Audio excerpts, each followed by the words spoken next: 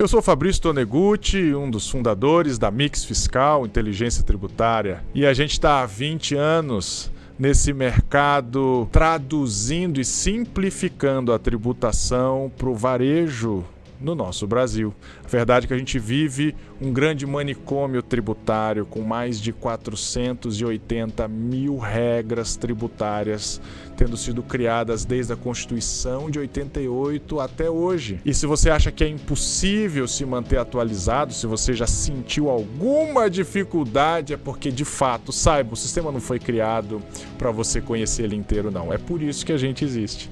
E é por isso que eu tô aqui hoje, para simplificar mais uma vez como vai ficar essa reforma tributária e o que isso vai impactar na sua operação no dia a dia.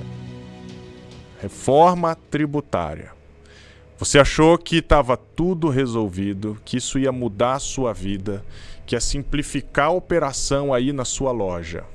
Reforma tributária. Vai mudar tudo. Não foi isso que te prometeram?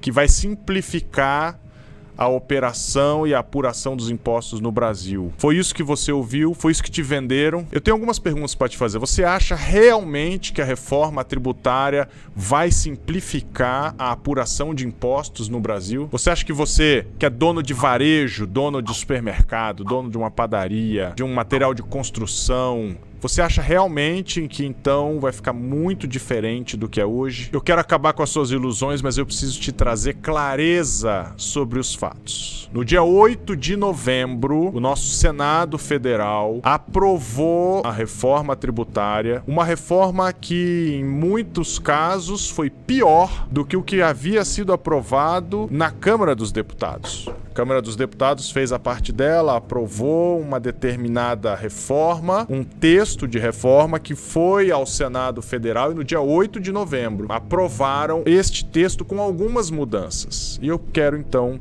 falar um pouquinho com você sobre 3 mitos que você acreditou que ia conseguir com essa reforma tributária. A primeira coisa, primeiro mito que te venderam. Foi isso que foi propagandeado pelo governo. Nós vamos trocar esse manicômio tributário todo, vamos trocar 5 tributos por um imposto único. A gente vai tirar PIS, COFINS, ICMS, ISS, IPI, essa confusão toda a gente vai trocar por um imposto único, o IVA. Foi isso que você acreditou? Você foi enganado, meu irmãozinho. Deixa eu te contar. A verdade é que hoje, a reforma tributária, tal como ela foi aprovada no Senado Federal, ela não está trocando 5 tributos por um único tributo. Você precisa entender muito claramente o que eles estão oferecendo. Primeiro, eles estão oferecendo trocar 5 tributos que, na verdade, funcionam já como 4 tributos. Porque PIS, COFINS, embora sejam 2 tributos cuja fundamentação legal são fundamentos diferentes, mas as regras são exatamente as mesmas. Eu pago em 2 guias diferentes, mas as regras são exatamente as mesmas. PIS e COFINS, se a gente considerar isso um único tributo, a gente está falando em um tributo aqui, mais ICMS 2, mais ISS 3, mais IPI 4.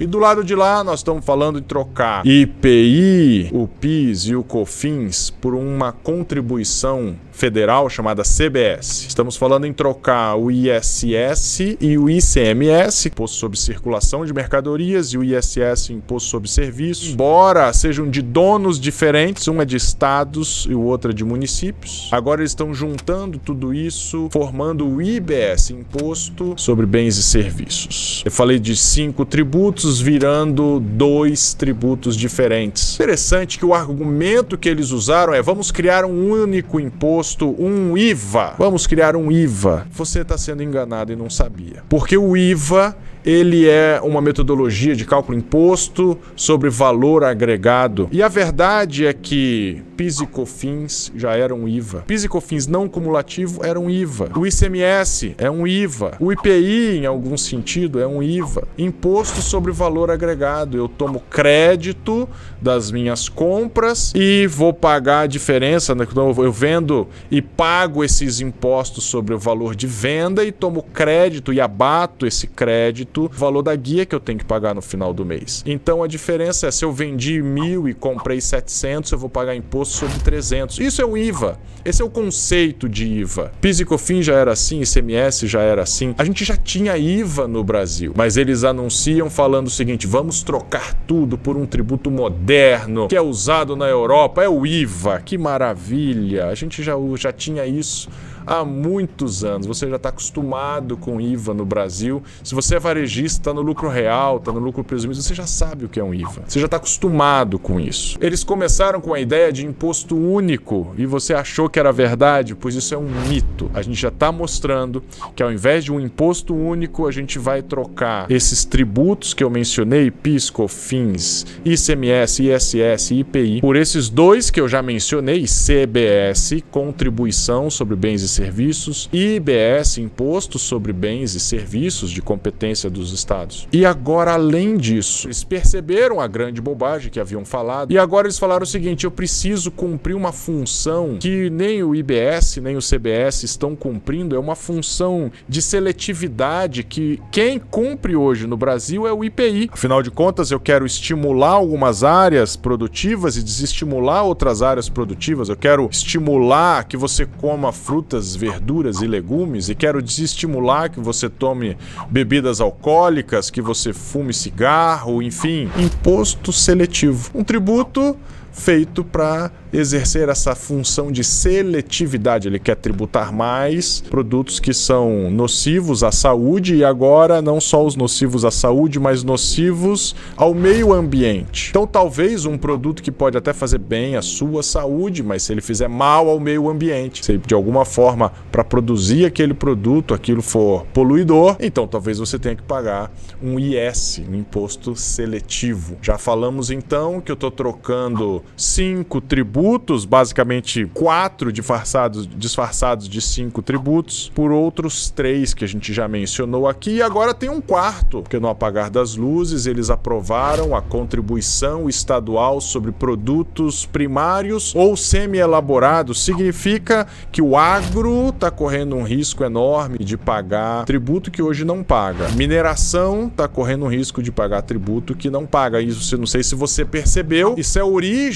de tudo. Eles são a fonte primária da nossa economia. Agro, mineração, é de lá que vem todas as coisas. Então, quando você fala em, por exemplo, petróleo primário, semi-elaborado. Então as coisas ou vêm da mineração ou vêm do agro, e começa toda a indústria a partir disso. A gente está falando então em onerar, trazer um ônus maior para a base da indústria, e a partir dali tudo fica mais caro. Segundo mito, todo mundo vai pagar igual. Todo mundo vai pagar igual. É uma alíquota única para todo mundo. Para todos os produtos e para todos os serviços, todo mundo paga igual. Mentira! O que se criou foi algo muito semelhante ao que já existe hoje. Você acha que está mudando muita coisa, você não entendeu o que estão fazendo com você. Como funciona hoje? Hoje você tem uma alíquota, por exemplo, PIS e COFINS, você tem uma alíquota básica, uma alíquota padrão. Existem produtos que são tributados e outros produtos que não são tributados de PIS e COFINS, por exemplo.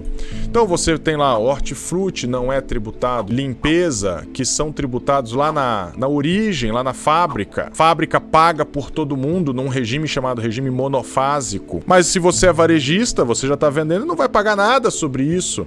Muito parecido com a substituição tributária. E você então tem esse regime de alguns produtos pagam, outros produtos não pagam. Isso vai continuar acontecendo, tanto com o IBS quanto com o CBS. Quanto com o IS, alguns produtos vão pagar mais, outros vão pagar menos. Alguns produtos você vai ter então tributação e outros não. Por exemplo, se você é varejista, você está muito preocupado com a cesta básica. A cesta básica, de fato, ela foi protegida por essa reforma que foi aprovada no Senado. A cesta básica, ela foi protegida de tal maneira que ela foi dividida em 2 grupos. Uma primeira cesta básica mais restrita, que não vai pagar nada de imposto. Vai ser alíquota zero. E a promessa é que na alíquota zero você inclusive pode manter seus créditos. Essa é a grande promessa. É alíquota zero, você pode ficar com crédito e pedir ressarcimento da diferença. Lindo. Alguns produtos vão estar nessa cesta básica restrita. que seria a alíquota zero de IBS e CBS. E eles criaram então um conceito de uma cesta básica ampliada. Ali você não tem isenção, ali nem alíquota zero. O que você vai ter é uma redução de carga tributária. Ao invés de você pagar a carga inteira, você vai pagar 40% dessa alíquota. Lindo, né? Você vai ter uma redução de 60% desse valor a pagar. Você vai ter, por exemplo, a mesma coisa vai acontecer com medicamentos, vai pagar menos. Automóveis, PCD zero de tributo, que legal. Você tem, né, exceções. Então, olha, eu tô falando de coisas legais, né? Cesta básica é importante mesmo, medicamento é importante mesmo, material de limpeza vai ter redução de alíquota. E aí começam as dificuldades, né? Qual foi o critério que o fisco usou, ou que o Senado Federal usou? Sabe qual foi o critério? O critério do lobby. Fizeram um lobby, pressão sobre os senadores. E alguns setores da economia conseguiram colocar lá que os seus setores seriam beneficiados por uma redução de carga tributária. Agora, você precisa entender como funciona a legislação. Quando a gente vem e diz assim, a cesta básica restrita, ela vai ser alíquota zero de imposto. Você precisa agora fazer uma próxima pergunta. O que é essa cesta básica? Quais são os produtos que vão fazer parte dessa cesta básica? Você sabe quais são? Bom, você não sabe nem ninguém, porque esses produtos vão ser definidos numa lei complementar que vai vir depois. Significa o seguinte, as negociações só começaram. O jogo mal começou. O lobby de verdade vai começar quando esse texto que foi aprovado pelo Senado for finalmente aprovado mais uma vez pela Câmara, depois sancionado pelo presidente. E aí então é que vai começar a preencher o conteúdo dessas expressões. O que significa essa cesta básica restrita? Ah, queijo, mas qual tipo de queijo? Mussarela entra, o provolone não entra, o queijo meia cura vai entrar, o padrão Minas entra ou não, o parmesão entra sim ou não, queijo coalho vai entrar ou não. Cada indústria, cada setor, cada região vai fazer suas pressões para conseguir encaixar os seus produtos dentro desse conceito de cesta básica restrita. E se você não conseguiu, você que é o representante dessa indústria não conseguiu encaixar no conteúdo de cesta básica restrita a alíquota zero, você vai torcer para conseguir encaixar na cesta básica ampliada, que agora ela é reduzida, vai pagar bem menos tributo. Você vai querer então encaixar esses produtos, vai começar uma briga de foice, que é exatamente o que acontece hoje. Gente, isso já acontece hoje em cada estado, já acontece na União com PIS e COFINS, acontece com os ICMS de cada estado. Então, no Nordeste, queijo coalho vai ser colocado na cesta básica, no Sul não, enfim. Em cada região, os produtores vão negociando com os estados, vão tentando demonstrar importância. O que vai acontecer é que vai ter produto que entra, vai ter produto que sai, vai ter produto que é considerado cesta básica restrita, mas não é ampliada, vai ter produto que é ampliado, não é restrito. Medicamento, o que vai ser considerado medicamento? Medicamento, suplemento vai ser considerado medicamento, suplemento alimentar não é medicamento. Se não é medicamento, então não vai ter o benefício, vai pagar como alimento. Percebe que você vai começar a ter as zonas cinzentas. Material de limpeza, por exemplo, ele fala assim, material de limpeza para favorecer os pobres, as famílias de baixa renda. O que significa isso? Vai ser por marca? Vai ser por tipo de produto? Sabão em pó favorece baixa renda? Se sim, então o Omo é considerado da mesma forma como o surf? Olha como a gente vai entrar em discricionariedades que no final volta a ser exatamente como é hoje, uma disputa por influência, uma disputa de lobby para ver quais são os produtos que vão pagar menos tributos. No final do dia, a gente está trocando um regime que a gente já conhece por um regime igualzinho, só que desconhecido. As regras e o jogo continua sendo exatamente o mesmo. Isso nos leva para o terceiro mito que eu quero falar hoje. O terceiro mito é: esta é uma reforma que veio para beneficiar os pobres. É a reforma tributária dos pobres. É uma grande mentira. É uma grande mentira. A gente está falando sobre uma reforma tributária que, de maneira escancarada, vai ser a maior carga tributária sobre consumo do mundo. Eu não estou falando que vai ser uma das maiores, eu estou falando que vai ser a maior carga tributária do mundo sobre consumo. E eu queria que você pensasse no seu dia a dia. Quanto do que você consome você acaba gastando em bens e serviços? Quanto que você ganha, você gasta em comida, de roupa, material de limpeza, remédio, em aluguel, carro, passagem de ônibus, quanto você gasta para consumir bens, produtos e serviços em relação ao que você ganha. Agora compara isso com alguém que seja muito rico. Muito rico. O cara ganha 500 mil por mês. Proporcionalmente ao que você ganha, quantos % do seu salário você gasta em produtos e serviços? E compara com quanto esse sujeito que ganha 500 mil por mês gasta proporcionalmente ao salário dele em produtos e serviços. Você acha que ele consome 50% do que ele gasta? Você acha que ele consome 70%, 80% do que ele ganha? Talvez você gaste 70%, 80%, tem gente que gasta mais, tem gente que gasta mais de 100% de tudo que ganha em produtos e serviços. Quem realmente precisa, quem tem necessidade, o pobre, ele tem um percentual gigantesco, quase que 100% de tudo que ele ganha, ele gasta em produtos e serviços para sobreviver. Proporcionalmente, isso é muito maior do que um rico gasta. Significa que com uma carga tributária muito grande em cima do consumo de produtos e serviços, esse pobre ele vai gastar grande parte do que ele ganha pagando impostos sobre produtos e serviços. Essa não é uma reforma que está beneficiando o pobre. Mais ainda, não é uma reforma que incentiva produção. Não é uma reforma que incentiva prestação de serviço. Prestação de serviço hoje paga 5% de ISS e paga 3,65% de PIS e COFINS. Estamos falando em 8%. Nós vamos trocar esses 8% por 27,5%. O que você acha? 8 por 27,5%. Talvez 28%. A diferença é brutal, E se já estava difícil a economia ser formalizada, uma economia que gira de maneira formal, o que eu vejo é que vai haver um grande estímulo para a informalidade. Afinal de contas, quem vai ser beneficiado com a sonegação vai ser o próprio consumidor. Ora, se você não emitir nota fiscal, você não precisa pagar 28%, 27,5%. Não emita nota fiscal e eu pago 27,5% a menos. Olha que grande estímulo o fisco está criando. Ao passo que, se ele realmente quisesse beneficiar o pobre, ele deveria construir uma reforma tributária que diminuísse o ônus sobre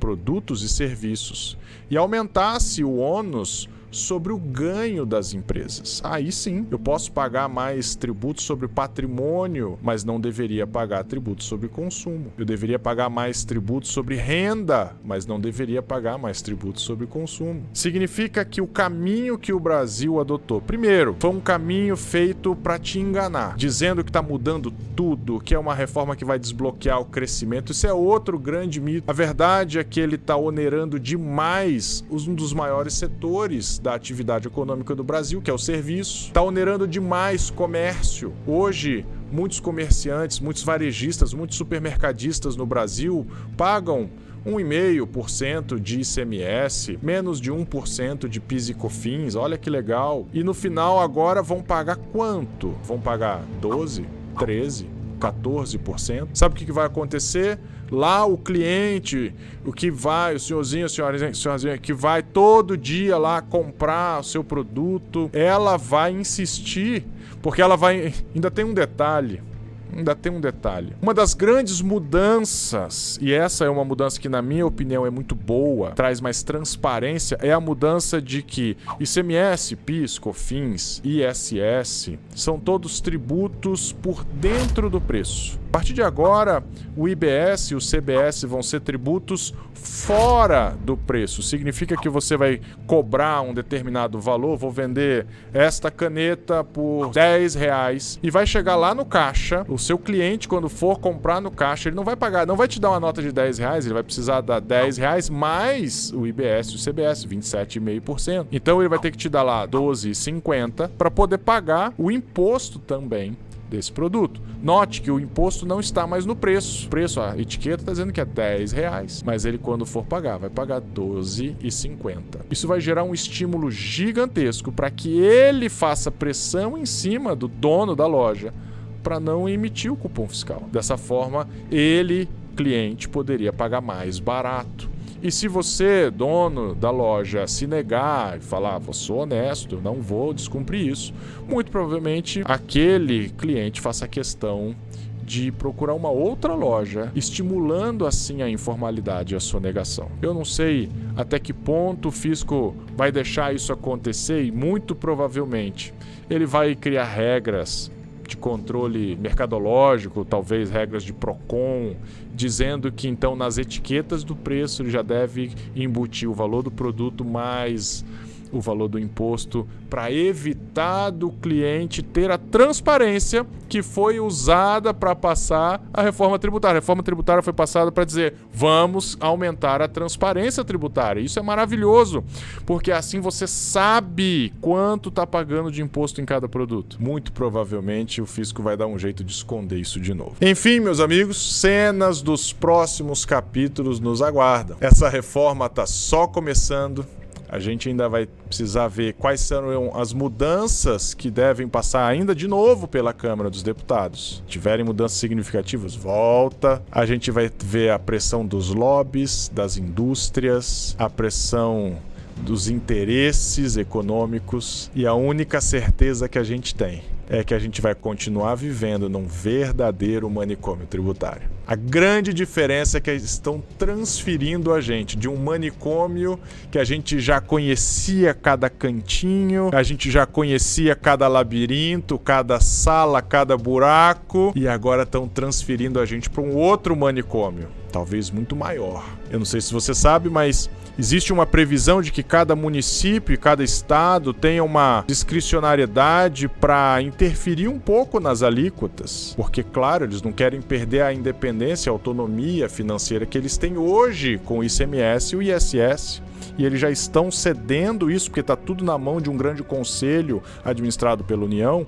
Você precisa entender que talvez você chegue num manicômio tributário que pode muito bem significar uma tributação diferente, uma alíquota diferente para cada cidade que você for. Se você quer conhecer um pouquinho mais sobre a gente, eu quero que você considere se inscrever no nosso canal.